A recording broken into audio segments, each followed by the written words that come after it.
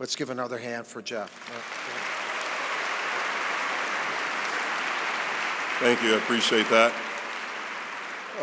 This was always, when I was a player and when I was here for the 7 years as an assistant coach, this night was always one of my favorite nights, and it was always a very bittersweet night because it was the last time that our team was going to be together. And it's even more bittersweet tonight. It's exciting, but it's even more bittersweet because this will be my last banquet here. And it's been great being back here, to seeing everyone, and seeing the players, people that I worked with, and so many friendly faces. I'm not going to be long. I feel like for the past 3 weeks I've talked so much that I'm a little bit tired of talking, and I'm tired of hearing my own voice. And so I'm going to be brief because this night has always been about the players. And this night is about the players and about one very special player, Grayson Allen. And so I'm going to be very, very brief in my comments. First and foremost, when I was 17 years old, I made the decision to commit to Duke and to commit to Coach K. And when I was 17, I didn't understand Duke. I knew it was a really good school, but I didn't really understand it. I didn't know how great of a school it was. And at that time in my life, it honestly didn't really matter to me. What mattered to me was Coach. And there was a feeling that I had when I came up here, and the locker room used to be back there, and he and I sat and talked. And I remember I was driving home. I was riding home with my dad and my brother, and I was pretty quiet in the car. And when I was around my family, I was never really quiet. And my dad asked me, hey, is everything all right? Like, what's going on? And I said, I'm good, man. That's the guy I want to play for. And so it was a belief that I had in him right away. And so my experience here, started at 17 years old. And, Coach mentioned, to be 43 now, 26 years later, I never imagined at 17 that the guy that I chose to play for would become a great friend. And that's what we have become over these years. There's an old saying or book that you can never go home again. And, when I left here, obviously Duke was in my heart, it was in my blood, but, I was pursuing a profession of trying to be a professional basketball player. When that didn't work out, I got into coaching. One of the things that's been interesting is that in each point in my life, when there's been adversity, very tough times, very hard times, besides my mom and dad and my brother, the person that's always been there is Coach. We preach family here, and it's very real. In our program, in the Duke program, we talk about the brotherhood, and that is very real.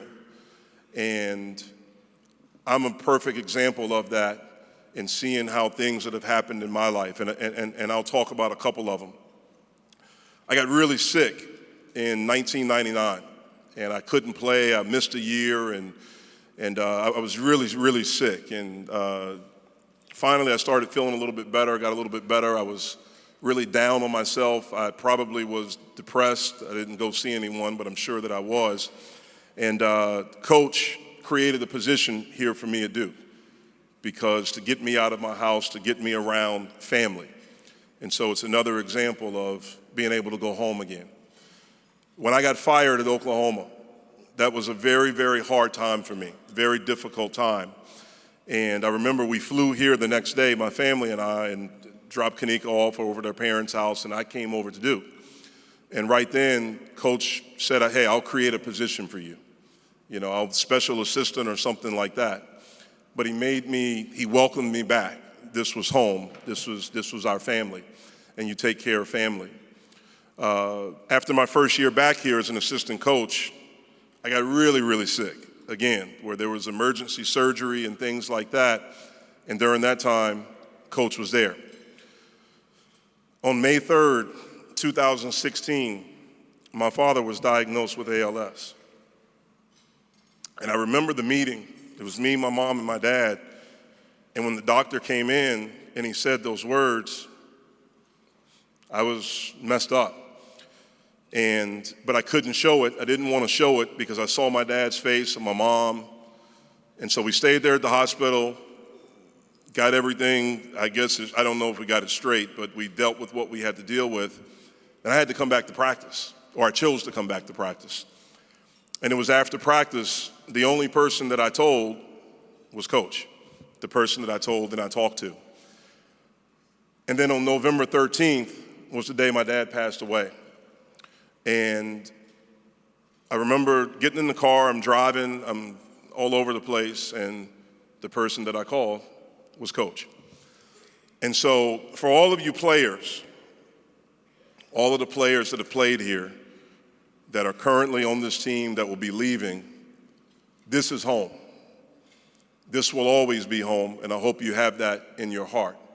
It was an honor for me to represent this university as a player and as a coach.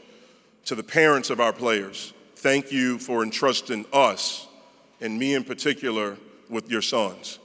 I've enjoyed getting to know them, getting to know you, being in their life, trying to help them, and know that I'll always be there, anything that you guys need. For our players, the guys that are here, when I got the job, I texted you guys, I loved you. And I'm telling you right here, face to face, I love you guys. I thank you for giving me the honor of being your coach, being in your life, and trying to help you guys.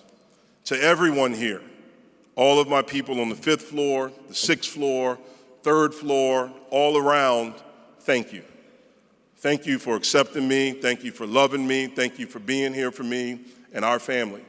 To all of the fans, the people that are upstairs and people that are a part of this amazing university and basketball program, I thank you.